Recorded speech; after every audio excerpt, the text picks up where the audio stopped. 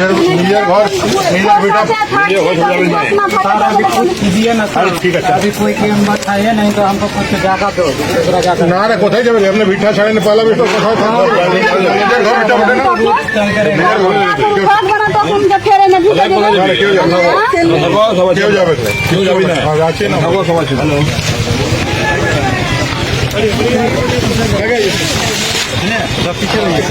आप लोग पीछे चलिए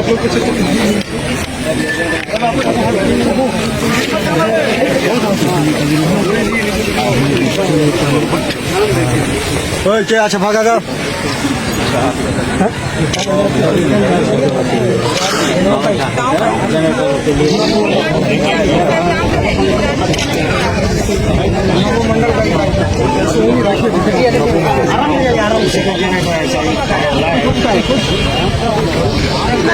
कहीं पे बम फेरा था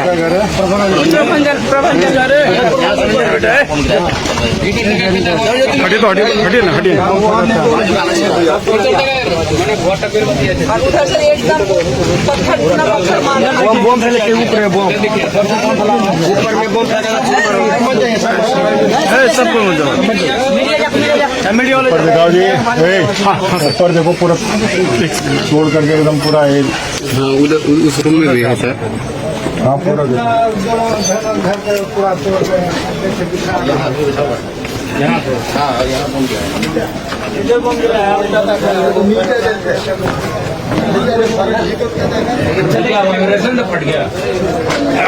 नहीं पत्थरबाजी से बम भी पत्थरबाजी बम भी फेंका था सर यहाँ पर बमबाजी की है चलो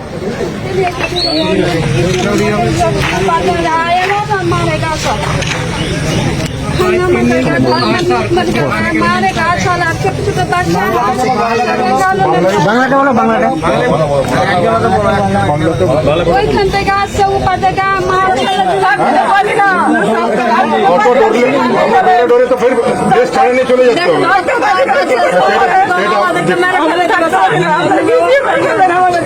ওটার জন্যই তো আসছে না ওখানে সব জন্যই আসছে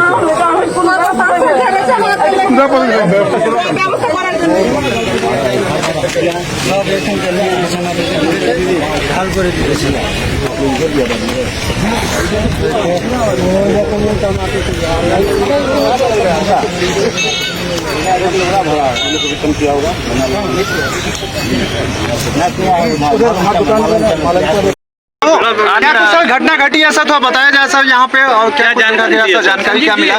देखिए जानकारी आप लोग के माध्यम से मिला था ये गोपीनाथपुर गांव है और ये झारखंड का हिस्सा है और जो बगल में नदी है उसके बगल में पश्चिम बंगाल का क्षेत्र चालू होता है। दोनों भारत देश के ही राज्य हैं लेकिन जो घटना घटित हुई उससे नहीं लगता है कि हम लोग पश्चिम बंगाल के बॉर्डर पे हैं, ऐसा लगता है कि हम अंतर्देशीय बॉर्डर पर हैं, हम बांग्लादेश के बॉर्डर पर हैं। गोवंश झारखंड में प्रतिबंधित है, गोवंश का मांस प्रतिबंधित सूची में रखा गया है। झारखंड की सरकार जेएमएम कांग्रेस और आरजेडी पहले इस बात को डिक्लेयर करे कि वो गोवंश को प्रतिबंधित मानती है कि नहीं मानती है, यहाँ उसको प्रतिबंधित है कि नहीं।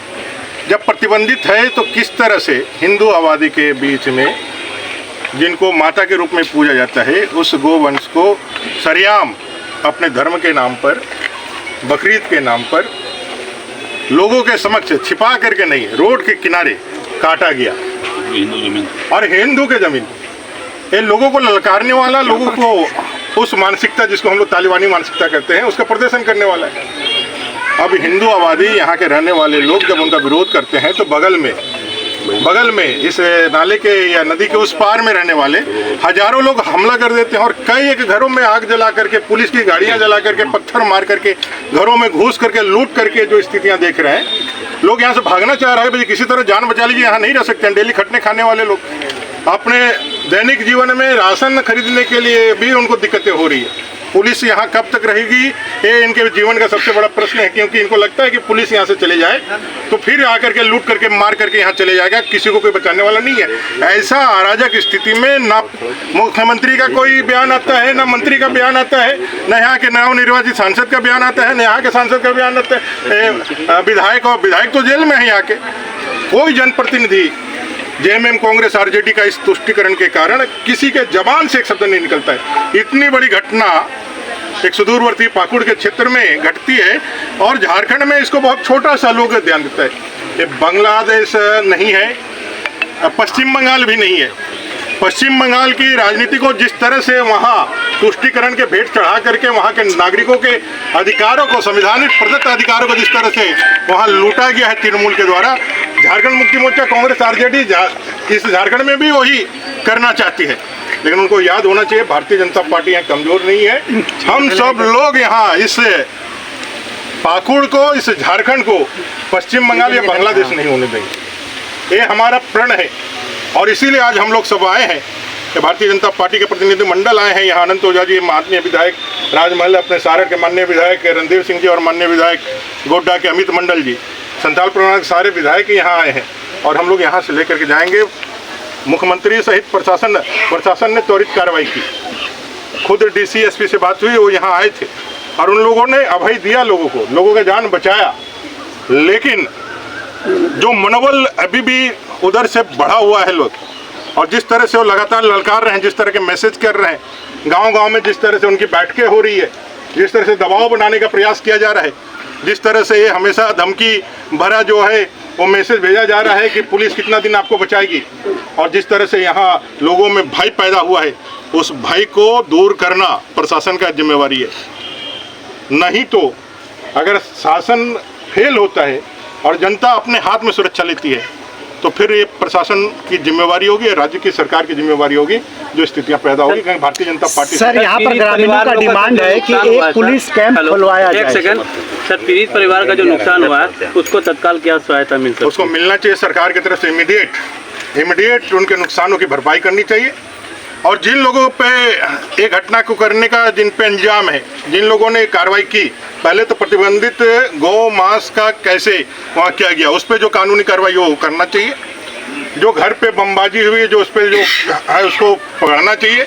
और जो नुकसान हुआ है इमीडिएट सरकार को, अभी तक चावल भी अभी तक नहीं दे पाए, जो साधारण सा विषय, कम से कम चावल दे करके लोगों को, जो दुकानें हैं दुकानों में भी जाने के नहीं दिया जा रहा है, क्योंकि अंतर्राज्यीय सीमा है तो लोग यहाँ से जाकर के उस बाजार का भी इस्तेमाल करते हैं। बगल का कोई बाजार है, वहाँ से जाकर के अपने दैनिक जीवन के सामानों का खरीदारी करते हैं। अब वो भी नहीं जा पा रहे हैं, लोग काम पर नहीं जा पा रहे हैं। एक तरह से वातावरण है, जो हम लोग डेमोग्राफिक चेंज की बातें करते हैं, जो हम लोग कहते हैं कि भाई डेमोग्राफी चेंज होने से लोगों के जीवन में एक ऐसा बदलाव आ रहा है कि उनको लग ही नहीं रहा है कि हम स्वतंत्र भारत के नागरिक हैं। उनको ऐसा लगता है कि हम बांग्लादेश या पाकिस्तान के नागरिक बन गए। सर यहाँ पर ग्रामीणों का डिमांड है कि एक पुलिस कैंप खोला जाए। क्या आप लोग इस पर दबाव बनाएंगे सरकार एकदम पर? यहीं से आज ही से मैं आपके माध्यम से भी मांग करता हूँ और यहाँ से लेकर के पुलिस प्रशासन से भी बात करके और राज्य के प्रशासन से भी बात करें, अविलंब यहाँ एक पुलिस पिकेट खुले, टीओपी खुले। जब तक इन लोगों को अभय नहीं मिले, जब तक इनके जीवन की सुरक्षा की गारंटी नहीं हो जाए, तब तक यहाँ से पुलिस पिकेट नहीं हटे। ये मांग हमारी। सर ये अंतर्राज्यीय मामला बनता जा रहा है, लेकिन एक बड़ा सवाल ग्रामीणों के सामने, जो आप नाला देख रहे हैं उसको भी अतिक्रमण कर दिया जा रहा है, जबकि नाला बॉर्डर है और नाला रहने की वजह से इधर सुरक्षा के दृष्टिकोण से लोग अपने आप को सेफ मानते हैं। उस नाला के प्रति क्या आपके? देखिए, जो अतिक्रमण पश्चिम बंगाल की तरफ से हो रहा है वो तो साफ दिखता है। ये पूरे संथाल परिणाम में जो डेमोग्राफी की चेंजिंग है वो तो लैंड जिहाद और लव जिहाद, ये दोनों ही के कारण चेंज हो रहा है। सरकारी ज़मीनों का और जिस तरह से आदिवासी ज़मीनों का, जिस तरह से लव जिहाद लैंड जिहाद के माध्यम से पूरा डेमोग्राफी चेंज करने का एक षड्यंत्रपूर्ण कार्रवाई चल रहा है, उसका ही एक वानगी है यहाँ पर। और ये उदाहरण है। अभी तो एक घटना उन्होंने एक लिटमस टेस्ट की तरह किया है कि भाई गोपीनाथपुर में करते हैं, यदि गोपीनाथपुर शांत हो जाएगा तो अगल बगल के और जगहों पर करेंगे। ये तो उनका एक प्रयोग किया हुआ और एक हमेशा से एक जो कहते हैं कि जांचा परखा एक उनका तरीका है, उसका वो इस्तेमाल कर। सर इस दौरे के बाद अगला कदम आपका क्या होगा? सरकार से मिलेंगे, सरकार को बात करेंगे, इनकी जो क्षतिपूर्ति है उसको दिलाना।